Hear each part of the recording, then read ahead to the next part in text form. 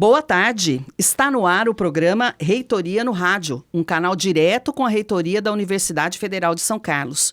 Aqui vamos falar com a reitora Wanda Hoffmann ou com um dos pró-reitores da UFSCar sobre temas que estão sendo discutidos pela comunidade da universidade e também sobre temas que você, ouvinte da Rádio UFSCar, sugeriu.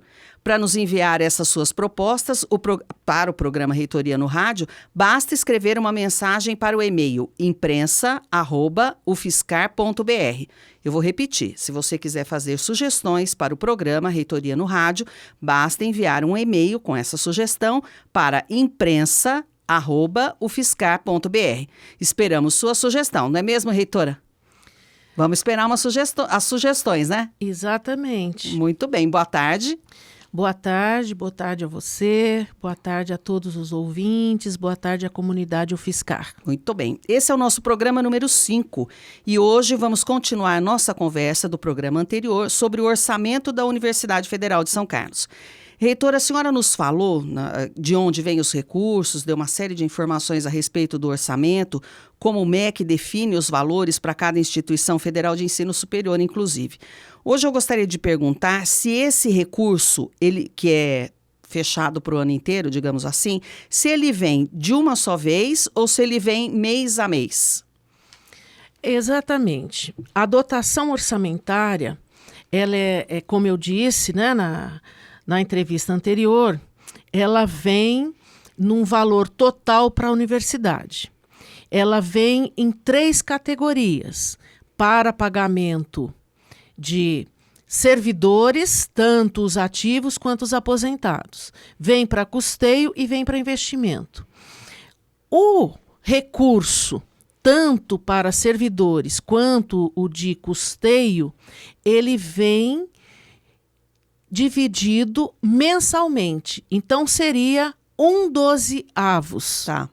Ou seja, o investimento aí já depende da liberação do MEC.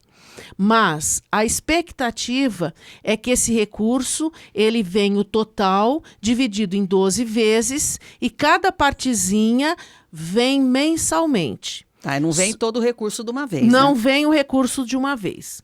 Só que este ano, e já aconteceu em anos anteriores, mas depois foi recuperado. Este ano, janeiro, fevereiro e março, ao invés de vir 1/12, está vindo 1/18. Isso significa que em 3 meses, dessa forma, significa que faltou um mês para vir. Houve aí uma contenção do recurso que vinha para cá. Exatamente. Ao invés de vir naquele mês a divisão por 12, vem a divisão por 18. Significa que vem menos dinheiro no mês. E está chegando num ponto em que nós temos que tomar a decisão quem que nós vamos ficar devendo. Claro que nós temos prioridade de manter as ações afirmativas para permanência. Então, a nossa primeira prioridade é pagamento de bolsas dos alunos. Também a parte de alimentação com os RUs. E assim por diante. As outras despesas, a gente tem que identificar as prioridades. A gente falou... E todo mês desse ano de 2019, alguém está ficando sem receber. A gente já falou sobre isso no outro programa, mas eu gostaria que a senhora nos relembrasse. O que é investimento e o que é custeio? Investimento e o que é custeio. Sim. Investimento é para você fazer uma obra, para você comprar equipamentos, né? Uma obra que pode ser uma obra nova ou uma obra para fazer uma manutenção, mas que esse complemento, essa manutenção faz com que este patrimônio público ele aumente de valor. Tá. Então, nós temos o patrimônio público. E quando se faz uma obra nova, o nosso patrimônio aumenta no valor daquela obra. Quando nós ampliamos, melhoramos, reformamos uma obra, esse patrimônio público também aumenta. Isso significa investimento. Tá. E equipamento também, né? Agora, custeio é para o funcionamento da universidade. Água, luz. É exatamente. Esse básico. Água, luz, segurança, limpeza. que envolve limpeza e etc. Tá, agora ficou bem claro, né? Como é que é feita essa distribuição dos recursos dentro da universidade? Esse que eles não têm uma linha, como a senhora explicou da outra vez, eles não estão definidos que vão para determinado lugar. Quem é que decide isso? Olha, ocorre o seguinte, dentro do custeio, do funcionamento da universidade, existem alíneas específicas de aplicação. Dentro do funcionamento da universidade, na nossa dotação orçamentária, nós temos a parte específica para assistência estudantil. A parte de funcionamento e manutenção, nós temos envolvimento aí de pagamento de pessoa jurídica, por exemplo, pagamento de pessoa física, a parte de transporte, a parte de, por exemplo, limpeza, que mais de custeio? Portaria, zeladoria, a parte ligada, toda a parte de infraestrutura que é conduzido pela prefeitura universitária. É exatamente o funcionamento que a universidade precisa ter, que é toda essa infraestrutura para que ela funcione bem, para que os alunos vão para a sala de aula, então tem a limpeza lá dos ATs, tem a zeladoria, o pessoal que abre lá os ATs, nós temos a parte de energia elétrica, a parte de água, nós não pagamos água, mas pagamos esgoto, e etc. A parte de cortar grama. São todas as atividades para que se funcione, né? Para que a universidade possa cumprir sua missão. Tá. E aí, essas definições de como vai se encaminhar, a senhora está, por exemplo, dizendo que os recursos não vieram no volume que estava planejado vir, né? Como é que se resolve isso? Quem autoriza? Quem define isso? Isso. O que acontece é o seguinte, o MEC exige que a universidade, a hora que recebe o custeio nas respectivas alíneas, define o que vai fazer nessas alíneas. Tá. É uma exigência e a gente tem que seguir isso. Quem decide essa aplicação de custeio é a universidade, né? Ou seja, quando se fala universidade, quem decide é o Conselho Superior. Primeiro passa-se pelo Conselho de Administração, que vai fazer todo um estudo técnico e vai aprovar esta aplicação nas diversas alíneas pré-definidas. E aí, num segundo momento, passa-se pelo Consune. Geralmente, o Consune é para identificar se tem harmonia nessas aplicações. E, claro, essa distribuição aprovada pela universidade é seguindo as alíneas que podem aprovar. Por exemplo, a alínea em que define pagamento de serviços de terceiros. A universidade é que decide. Olha, nós vamos pagar zeladoria, vigilância, portaria, energia elétrica, isto e aquilo. Algumas não tem como ter uma decisão. Energia elétrica é o quanto vem na conta. Não dá para ficar sem pagar, né? Não dá para ficar sem pagar, mas a universidade poderia falar, não queremos mais limpeza. Pode ser uma Pode decisão ser. que Eu ser estou tomada. radicalizando. Pode tomar uma decisão desde que seja... Mas o funcionamento para. Mas Ninguém fica sem ter os toaletes, os banheiros limpos todo dia, principalmente as áreas coletivas. Ou seja, o que acontece? Essas decisões de distribuição são definidas pelas alíneas. E a universidade pode solicitar ao MEC, que é o nosso mantenedor, mudar alguns valores de alínea. Tá. Mas o que acontece? Acontece que nesta distribuição, a própria Pró-Reitoria de Administração e depois passa pelo COAD, faz uma distribuição racional disso, seguindo as alíneas, as normativas das alíneas. Seguindo a legislação, né? Legislação, claro. Quando há que se mudar alguma coisa, tem que se pedir ao MEC. Por exemplo, na última distribuição, não temos recursos suficientes, como eu já disse, para assistência estudantil, que veio em torno de 10 milhões, mas nós precisamos de 14 milhões. Claro que nós já solicitamos ao MEC que nesse primeiro momento, a gente faz isso em vários momentos que ele dá essa abertura, já solicitamos ao MEC que 1 milhão de investimento, que seria para reforma, para manutenção, para alguma coisa nova, equipamento, para que fosse transformado na linha de custeio ligado a apoio estudantil, para que a gente possa manter esta permanência estudantil, mas também manter o RU. Só Entendi. que aí está faltando ainda 3 milhões que nós temos que ver como nós vamos fazer até o final do ano.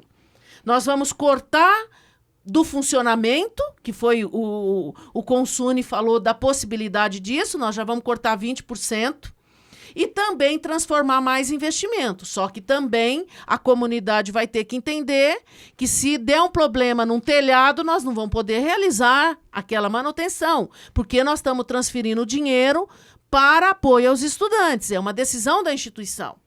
É uma decisão do conselho, né? Isso, a reitora e a reitoria é executiva do conselho. É muito importante o conselho. Ela executa o que é definido pelo conselho. E, claro, ela tem algumas atribuições de acertar algumas arestas, mas a política de aplicação, o local de aplicação é definido pelo conselho. Por exemplo... A reitoria apresenta propostas no Consune, obviamente. Às vezes, sim. O ano passado, nós apresentamos propostas numa intenção, já que nós estamos envolvidos, de mostrar as melhores formas de aplicação. Sim. E o próprio conselho achou que ele deveria colocar isto. E achando que nós queríamos induzir a uma proposta. E a gente queria dar mais racionalidade. Então, este ano, a reitoria não colocou proposta. Tá. E claro que fez uma votação nominal, caso aconteça um problema maior, que a reitoria já tinha visto isso. Claro que a responsabilidade vai ser do conselho. Você faz parte do conselho, pode dar opinião, mas tem que arcar com as consequências e responsabilidades. Com o né? seu CPF, com as suas Isso. responsabilidades. Já aconteceu, por exemplo, um exemplo relativamente recente, que é o FRJ, né? Onde teve lá o incêndio do museu. Isso foi questionado e eles estão respondendo isso na justiça, respondendo aos diversos órgãos. O que ocorre é o seguinte, a universidade decidiu. E um exemplo bem radical, eu vou dar só como exemplo, mas atrás disso tem muita história, tem muitos argumentos. Decidiu a universidade, com seu conselho, aplicar 3,5 milhões em torno disso na rádio universitária e 250 mil no museu. É uma decisão institucional. E ela está arcando com isso. Então, a instituição precisa ter equilíbrio nessa distribuição. Outra questão também, não na gestão atual, mas na gestão anterior à atual, na Universidade Federal lá de Ouro Preto, tomaram uma decisão no Conselho e o Ministério Público, os órgãos todos de justiça, colocaram que os seus membros do conselho deveriam pagar uma multa de 10 mil reais cada um. E o reitor, que nem votou, mas faz parte do conselho, 20 mil reais. Atuou no bolso de cada um. Então, não é brincadeira atuar nos conselhos. E outra coisa, os alunos que atuam nos conselhos, isso foi divulgado, eles têm responsabilidade como um servidor público federal. Eles respondem também. Também respondem, faz parte de todo esse processo. Então, é muito importante e de muita responsabilidade participar num conselho deste. Mas, voltando aqui à nossa questão da distribuição. Que é uma discussão econômica, eu poderia dizer, né? Não basta ser gestor, tem que ser um economista também, é isso, reitor? Tem que entender de economia, um pouquinho de mágica, talvez, para poder acertar em tempos de crise. De economia, mas tem que ter, né, um bom senso em entender as diversas demandas. Porque em todas as áreas da universidade tem demandas e estão crescentes a cada ano. Então, o cobertor é curto E a gente tem que buscar prioridades para que a universidade consiga seu funcionamento da melhor forma possível com esse recurso que cada vez está sendo insuficiente para essas demandas. E, bom, esse assunto parece que não tem fim nunca, né? Nós já estouramos o nosso tempo de 15 minutos, apesar de ser a segunda parte do orçamento. A senhora teria alguma outra coisa para falar a respeito do orçamento para a gente poder encerrar? Olha, eu só gostaria de colocar o seguinte: todos da comunidade UFSCar, eles estão num esforço muito grande para fazer como eu diria, essa possibilidade de diminuir os gastos.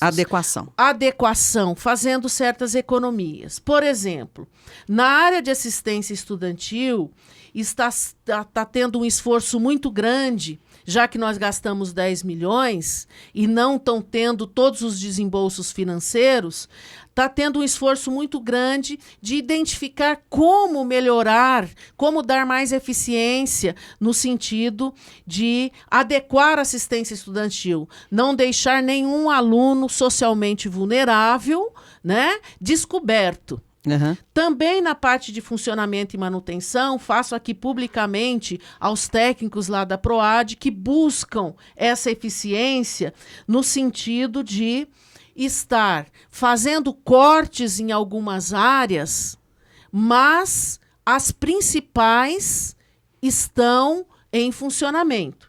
Por exemplo, nós tivemos uma distribuição para todas as unidades orçamentárias administrativas, em torno de custeio para eles, em torno de R$715 mil. Já as áreas acadêmicas, uma distribuição de R$700 mil para custeio. Para a área acadêmica, isso já foi definido, já saiu portaria. Para a área acadêmica, que esse valor ele é relativamente considerado pouco para as demandas. Mas nós criamos uma mudança esse ano que toda a parte básica de manutenção mínima da universidade vai ficar por conta da gestão geral, que seria a PROAD e a reitoria. Uhum. Por exemplo, material de consumo para aulas práticas, manutenção predial corretiva, não aquela estrutural, porque é investimento, a parte de almoxerifado, limpeza, carimbo, material de escritório, locação de impressoras e cópias xerox, né? Isso tudo centralizado. Serviços de gráfica, telefonia, correio, lavanderia, gás GLP, que algumas áreas precisam. Isso tudo vai ser bancado pela administração central, para que a gente possa não deixar isso faltar. Entendi. E aí o recurso para a academia, que antes a academia solicitava, cada centro solicitava isto e era uma compra pontual. Hoje nós fizemos um estudo do consumo médio de cada área acadêmica, de cada centro com seus departamentos, suas coordenações de graduação e de pós. Hoje nós temos esse estudo, então nós sabemos o que cada centro gasta.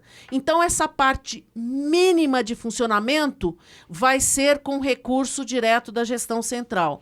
E esses 700 mil são para os custos, né, para as demandas da academia, cada um tem sua especificidade.